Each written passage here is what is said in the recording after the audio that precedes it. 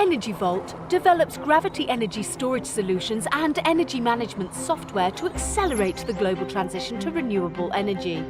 Oh, my scammy sense is tingling on this one. We master the complexities of a clean energy transition through our collective passion for innovation. Oh boy, with that many executalk buzzwords, I think this one's going down. The Energy Vault Resiliency Centre is designed to improve grid resiliency and dispatch energy at the optimal time. We are driven by our purpose to enable a world powered by renewable resources. Energy Vault gravity-based energy storage are designed to power our lives and to enable a renewable world. What's that? Richard Dawkins just tweeted this out about Energy Vault. To which someone replies, I suggest you consult a physics guy like Thunderfoot on that. And then someone chimes back, I would avoid being too keen on Thunderfoot. He gets quite a bit wrong. Oh, Johnny, did you back the wrong horse? To which Josephine says, I suggest you make a debunking video. So let's take a look at this, shall we? Gravity could solve renewable energy's biggest problem. Well, gosh, that sounds very important. This is bound to be a game changer. And look, no computer graphics. It's real, folks. I mean, sure, it kind of looks like someone misread the instructions on how to put a crane together, and it doesn't really quite seem the sort of thing that would revolutionize energy storage. But credit where credit is due. It is real. Someone spent millions of dollars to make this. Yeah, just like this and this. Yes! And we all know those are going to go on to be successful businesses, right? But hang on, wait, there's something about this. Something familiar. Something old. Oh yeah, that's right. This was one of my busting videos from 2019 when it was actually just a computer-generated video. Well, not entirely. They did actually at that point have a working prototype, which was basically just a crane stacking some barrels.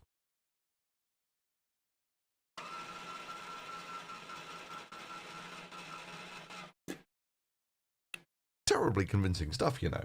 And now it's an over $2 billion company. Now, I know what you're thinking. If I busted it and now it's got a market cap of almost $2 billion and they've built something that actually works in real life, then doesn't this mean that I was wrong? That I'm busted? That this guy on Twitter was actually right? Well, not entirely. It's just watching people burn their money is kind of a hobby of mine. Billion-dollar companies and billionaires just taste so much sweeter. I mean, for starters, let's just play spot the difference here between what they were proposing and what they actually built. Seems like something's missing here. Now, the basic concept is trivial. You have an electric motor, and if you've got surplus energy, you use it to lift a big block up into the air, storing potential energy in it. And when you want to get the energy out again, running the electric motor in reverse as a generator, and boom, energy storage. Now, sure, there are losses here, but there are losses with everything. And the quick summary of my previous busting video is that gravity storage has only been a thing forever. Like pump storage. Surplus power could be used to pump water from low to high altitude reservoirs. This water could in turn be released to generate power on days when demand is high and wind levels are low.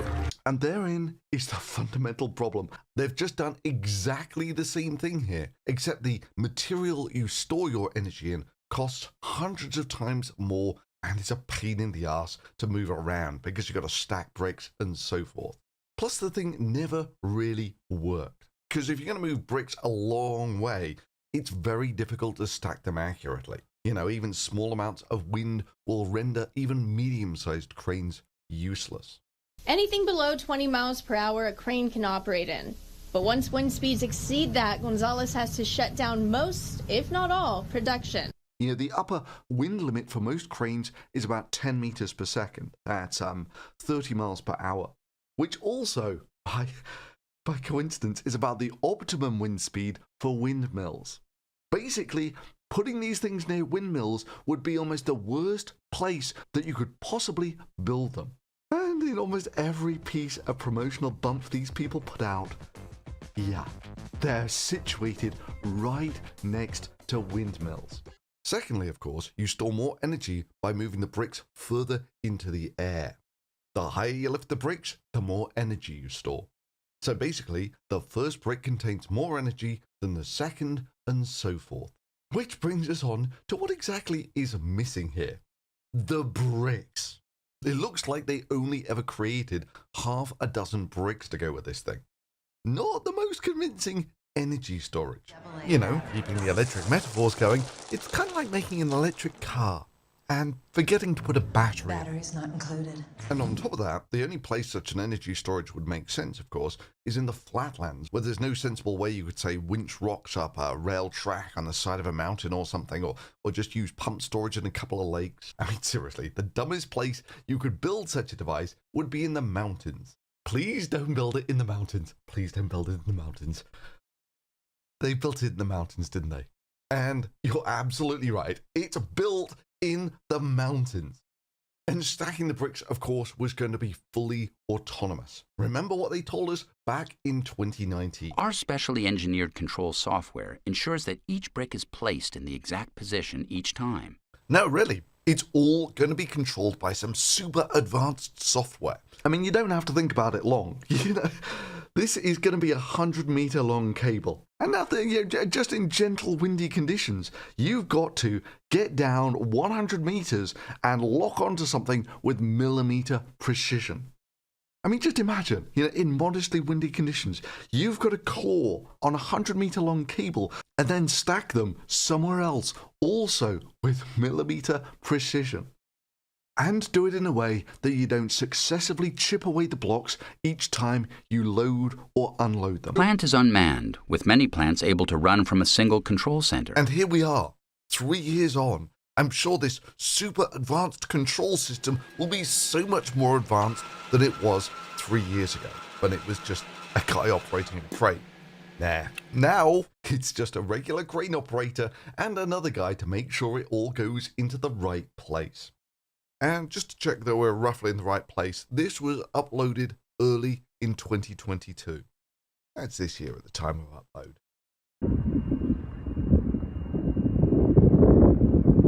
So this is the Energy World prototype. It looks pretty impressive and huge. Is it though? So let's just do some quick back of the envelope calculations as to how much energy this super impressive multi-million-dollar structure can actually store. So the energy it's going to store in potential energy is the mass of the object times by the acceleration due to gravity times by the height that you move these blocks. Blocks weigh, I'm going to guess, 20 tons. And it's the size of a fairly decent truck, which is 20,000 kilograms. So that's 20,000. Gravity is the acceleration due to gravity. It's 10 meters per second squared. Add a 0 for that. The height, well, we know people are roughly this sort of size in relation to the blocks.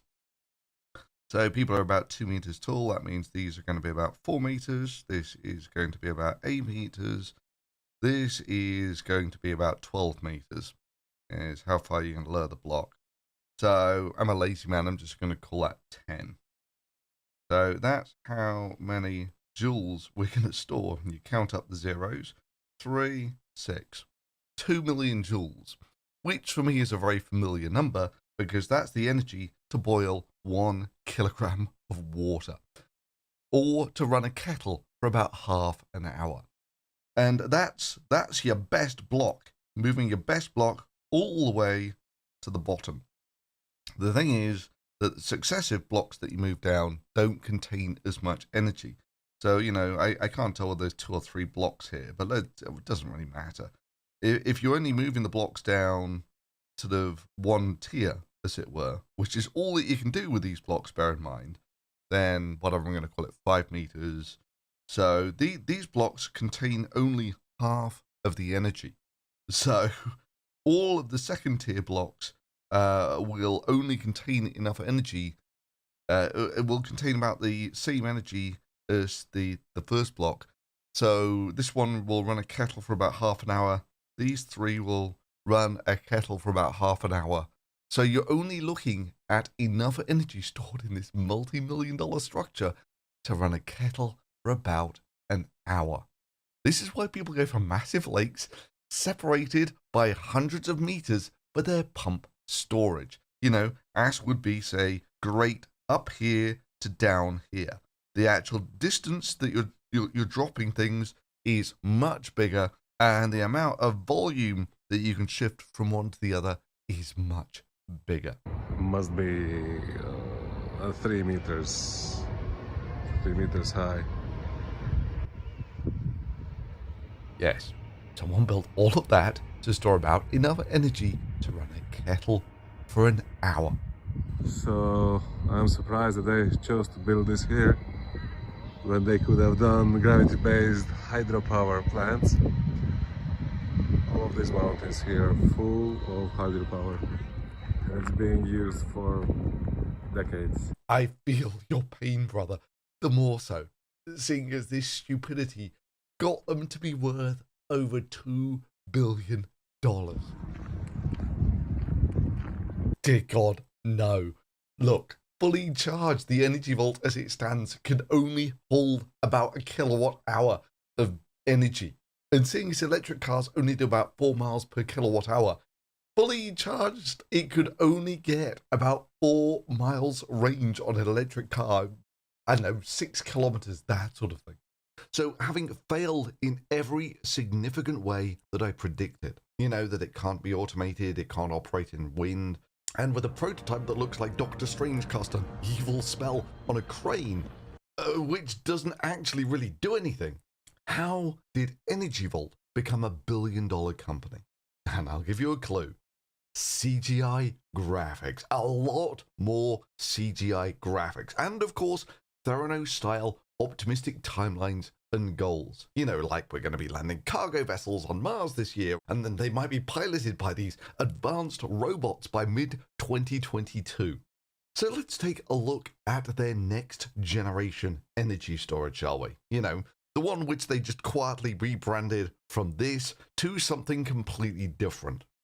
And it's just dumb beyond words. Seriously, energy storage only requires that a mass be moved up. The greater the distance, the better. So if you move a ton of concrete up 100 meters up in the air, it has exactly the same energy storage as a ton of water moved 100 meters up in the air. So let's consider the options for doing this, shall we?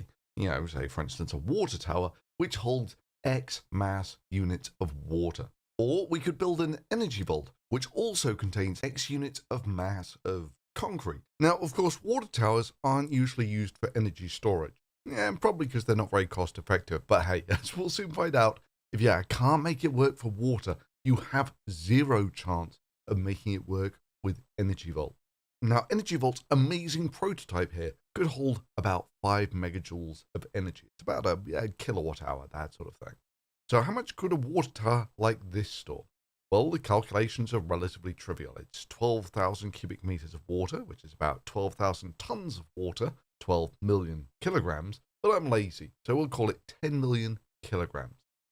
Add a zero for gravity, so that's 100 million, and multiply by the height of the tower, which is 50 odd meters. So that's about 5 billion joules. So if you were to simply add a pump and a turbine to this, it would store about 1,000 times more energy than this prototype. It would store about 1,000 kilowatt hours, a megawatt hour. But what if we were to build an energy vault that would hold exactly the same amount of energy? So rather than lifting 10,000 tons of water 50 meters into the air, we lifted 10,000 tons of concrete 50 meters into the air. Well, the majority of the construction costs, of course, are going to be exactly the same because the majority of the construction costs are holding 10,000 tons 50 meters in the air. And the only slight redeeming feature that you have with the energy vault is concrete is about twice as dense as water. So the volume would be about half that of just building a water tower. But of course, it would be exactly the same mass. Now, the infrastructure you need to make this work as energy storage is trivial with the water tower. You just need a pump to get the water up and a turbine to drain it out through. That's it. That's everything. But with Energy Vault, you need to be able to shift these 20-ton bricks onto an elevator, then you need to move the elevator up, then you need to be able to shift them off 50 meters up in the air and roll these 20-ton bricks around. It's unnecessary complexity central. I mean, the crane and the stacking bricks looks like it was the edge of their technical capability, so they are never going to build something like this. But just imagine they did and they got a brick stack. What then?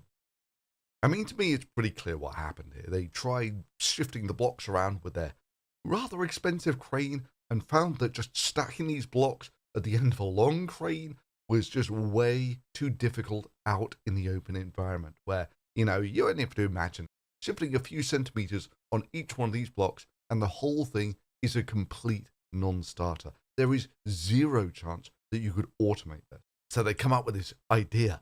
What if we build this massive skyscraper around the original idea? And rather than just stacking bricks, why don't we just build a giant set of metal shelves to hold the bricks? I mean, that sounds like it would be really cheap to do.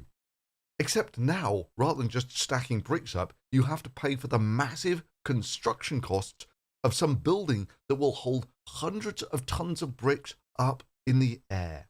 So literally, the entire original pitch of Energy Vault just got thrown out here.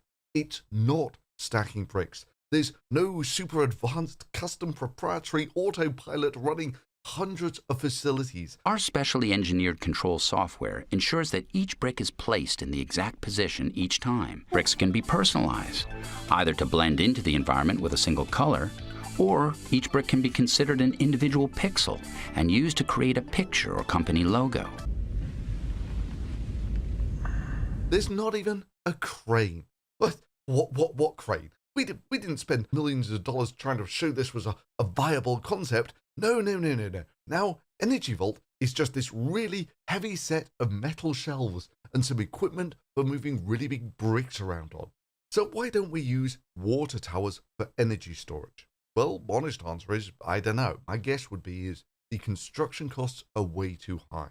I mean, ballpark figures, this thing stores about a megawatt hours worth of energy, whereas the largest pump storage systems in America hold about 24 gigawatt hours, which is about 10,000 times bigger, or 10 million times bigger than the Energy Vault prototype they spent millions on.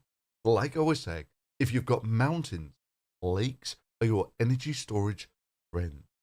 But that would be kind of dull, wouldn't it? I mean, that's not going to make anyone's company worth $2 billion of a tried and tested functional solution. You need to make it exciting with some computer graphics. You need to have Tron blue bricks that are just glowing with energy. Just look at all of that in an idea that is worse in every sensible metric compared to pump storage. And then to have an animation where you have a completely dumb SimCity. No, not like that. Like that. And then to put your Energy Vault in the dumbest possible place that you could conceivably build such a facility. Right next to the mountain. Now, if that doesn't make your company worth $1 billion, I don't know what will. As for Richard Dawkins retweeting this, well, yeah, only takes a fraction of a second to tweet something like this, and he probably just didn't realize it was bullshit. And newsflash, scientists are humans too. We're not the Vulcans that people seem to think we are on Twitter. Sorry folks, we're as human as everyone else, and scientists are not immune from being sucked in by bullshit scams. I mean, hell, you only have to go back to my last video where there was a Nobel Prize winner promoting Mars One. You know, the scammy thing that was going to send people to Mars by 2022. Me, I do my best to counter the bullshit out there. And yeah, if you can do that by simply multiplying 3 numbers together to show that $1 billion company is full of it, damn straight, so much the better. It seems like the people crying debunked are assuming that all of the scientists and engineers at SpaceX and all these universities haven't taken a grade 11 physics course. Just another notch in my billionaire bullshit bag. So yeah, if you enjoyed that, consider dropping a thumbs up on it and subscribing. And if you really like what I do here and want to see more like this, you can support this channel directly through Patreon. And thanks for watching.